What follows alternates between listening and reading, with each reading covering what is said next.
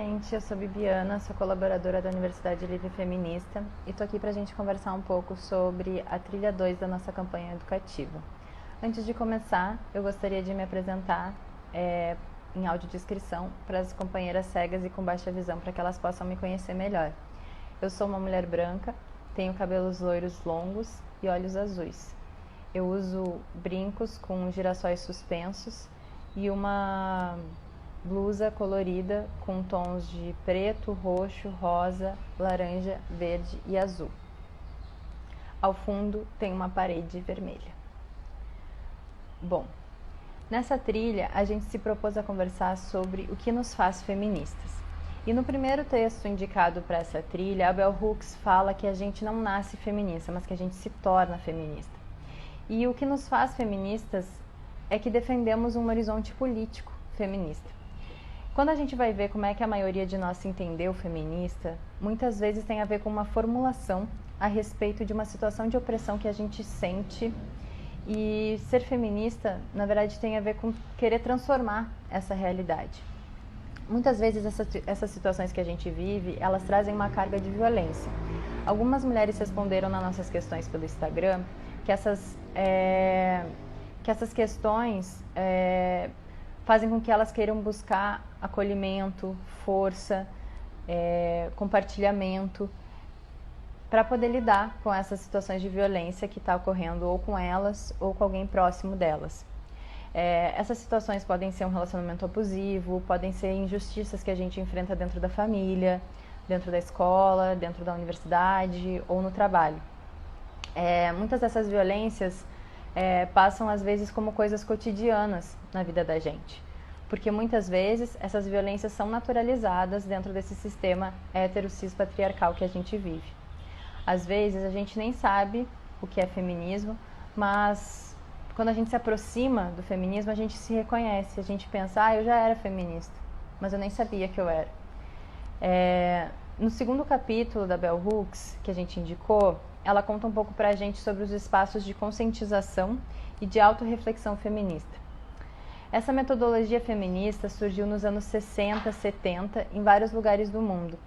E esses espaços são grupos de debate, onde a gente partilha as nossas experiências individuais e a partir das experiências umas das outras, a gente vai tecendo uma rede que nos ajuda a compreender as situações de opressão que nós, mulheres, vivemos. Essas vivências elas são muito diversas entre si, mas elas normalmente se conectam em alguns pontos e aí a gente consegue realmente tecer essa rede. Outro texto que a gente indicou foi o texto de Ju Dolores, que é uma companheira da coletiva das Vadias de Recife. Ela fala um pouco sobre o processo de transformação que ela viveu num grupo de autorreflexão que aconteceu lá em Recife, que foi o Feminismo Agora. Esses grupos de autorreflexão são espaços de discussão crítica feminista e são baseados na ideia de que a gente precisa se fortalecer subjetivamente, ao mesmo tempo que a gente tem que fortalecer a nossa luta coletiva. Então, esses espaços são lugares onde a gente pode se ouvir, a gente pode falar sobre as nossas questões, e são espaços muito importantes porque nem sempre a gente consegue compreender as violências que a gente vive como violências. A gente não entende que elas são violências. Uma das coisas que o feminismo traz pra gente é essa necessidade de falar sobre esses aspectos da nossa vida, porque normalmente esses aspectos eles são silenciados, eles são negados, eles são ignorados e a gente fica guardando isso pra gente sem poder conversar sobre isso. É interessante também perceber como até mesmo na internet o feminismo desenvolveu alguns mecanismos para a gente potencializar essa fala e essa troca de experiências entre nós mulheres. Um exemplo foi a hashtag Meu Primeiro Assédio. Eu não sei se vocês lembram, foi em 2015, faz um tempo já. Mas o que rolou foi que várias mulheres começaram a compartilhar experiências de assédio na infância e na adolescência. E aí, ao entrar em contato com essas experiências umas das outras, muitas de nós começamos a identificar situações de violências que a gente tinha vivido, mas que a gente não estava entendendo aquilo como violência, a gente não tinha entendido dessa forma. A partir disso, a gente pôde perceber também como a gente está exposta a essas situações de violências e como é diferente para cada mulher a partir da nossa situação de classe, a partir da nossa situação de raça, de onde vivemos, da nossa identidade sexual, das nossas capacidades físicas e de outros recortes aí que formam a nossa identidade. Quando a gente se dá conta de todas essas coisas, isso mexe muito com a gente. E o feminismo realmente nos traz uma nova forma de estar no mundo. A gente não consegue mais estar no mundo da mesma forma. E aí a gente entende que a gente não pode naturalizar essas situações de violência, essas situações de opressão. E a gente não pode também ser parte disso, né? E então isso desencadeia na gente um processo de transformação. Uma transformação a partir da nossa autorreflexão e também a partir do aprendizado que a gente compartilha com as nossas companheiras. Um dos encontros presenciais, a gente fez um curso presencial de feminismo com semipresencial aqui no Rio de Janeiro em 2018. E num desses cursos, uma companheira comentou que quando ela descobriu o feminismo na internet e começou a se dar conta de várias coisas que estavam acontecendo na vida dela, ela se deu conta de várias violências que ela passava e tal. E ela começou a compartilhar isso com os pais dela, depois com o namorado dela.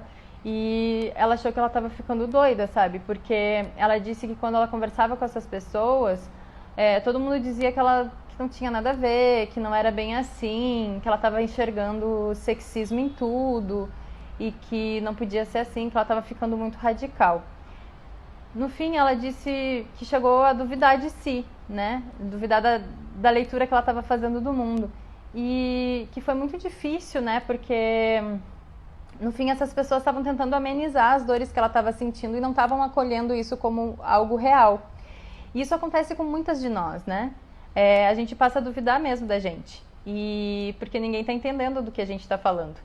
E por isso que é tão importante a gente procurar espaços para poder dialogar com outras mulheres, para entender que a gente não está sozinha, que a gente não está doida e que esses espaços existem na internet e também existem espaços presenciais que a gente pode estar com as nossas amigas ou com companheiras de luta que são organizadas em coletivos feministas e estar com essas outras mulheres e conhecer essas histórias, compartilhar suas próprias vivências e fortalecer essas redes de solidariedade é essencial para que a gente possa assumir junto essa perspectiva feminista, né? E mesmo que a gente enfrente esse desafio com as pessoas próximas da gente, a gente também enfrenta outro desafio que é com a gente mesma. Ser feminista também é assumir um compromisso de transformação consigo mesma. E esse processo é dolorido também. A gente precisa ficar se revisitando o tempo todo, repensando as nossas ações e buscando sempre desconstruir o sexismo que a gente carrega também e que às vezes a gente acaba oprimindo outras mulheres e até mesmo nós mesmas nesse processo. Tudo isso é bastante doído porque a gente precisa ficar se repensando, se reinventando, mas ao mesmo tempo é um processo muito libertador também. A gente se liberta de várias culpas, de várias amarras, e é muito bom se sentir assim, livre. No fim das contas, a gente precisa entender que ser feminista vai ser sempre um caminho, um processo de aprendizado, um processo de luta constante, tanto para a nossa formação subjetiva, na nossa individualidade, como também na coletividade da luta feminista para a emancipação de todas as mulheres. Eu espero que vocês tenham gostado dessa trilha. Está sendo um processo muito legal esse experimento educativo da Universidade Livre Feminista. E na próxima semana começa a trilha 3, que é uma trilha muito maneira, porque a gente vai falar sobre todos esses silêncios que a gente ainda guarda, silêncios que ainda repercutem dentro do feminismo também, mas que a gente vai tentar trabalhar aqui na nossa campanha educativa. Até semana que vem.